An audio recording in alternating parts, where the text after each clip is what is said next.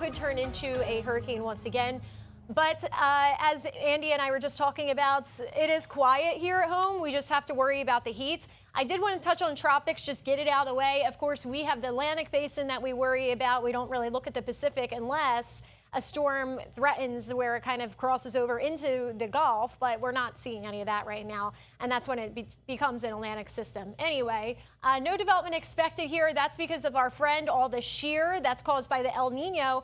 The El Nino pattern is actually what's causing the Pacific to be more active this year. It's very, very warm waters out that way. So although the winds are calmer out in the Pacific, out here in the Atlantic, we have more of a stronger winds, and that shear is what's tearing these systems apart. But we will continue to watch the tropics because we're not even to the peak of the season yet. Usually the halfway point's around September 10th. So we still have some time to go.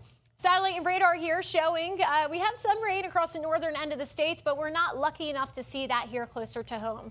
We had a couple showers earlier today, but they were very, very limited, somewhere around I-75 in Pasco County, as well as northern Hillsborough County. And since that time, that happened about an hour ago, we've been pretty dry. That's the last time we saw any water in our area kind of falling from the sky. So going into tonight around 8 o'clock, we may still see a few spits and sprinkles across Polk County. Some folks may be lucky enough to see a brief shower, maybe a couple of raindrops on your windshield, but that's about it. Today was a very, very dry day.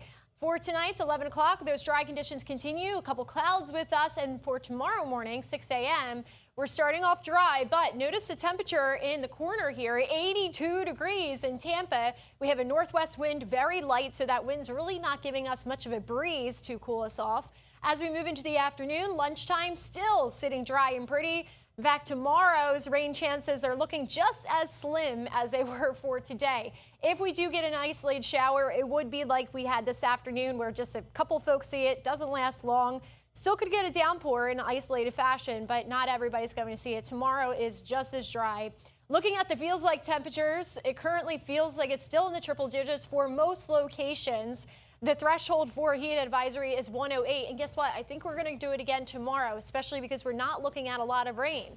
So temperatures right now outside, when you take away the humidity, still on the hot side, 97 in Lakeland, 95 in Bartow, 96 in Frostproof. Those interior areas are just baking right now. You don't even need the humidity, and you're really feeling the heat. Looking at the temperature versus the heat index, this is for Tampa. Keep this in mind. So just as we just saw a minute ago, the interior locations will be at least 5 degrees hotter compared to our coastal areas. So the heat index for tomorrow, very similar to today. That's why we're extending that weather impact alert for yet another day. This is the same thing that we've been dealing with the last few days. 105 to 108 will be the feels like temperature. And guess what? That can be dangerous to anybody that's just outside for a long period of time, whether you're working, walking home from school, whatever it may be. So make sure you're staying hydrated, take those breaks in the air conditioning, and wear light, loose clothing. Let's get you to that 7-day forecast. You can see things do start to improve once we get better rain coverage through our area. Looking at that around Tuesday, Wednesday timeline, that will help bring temperatures back down a little bit.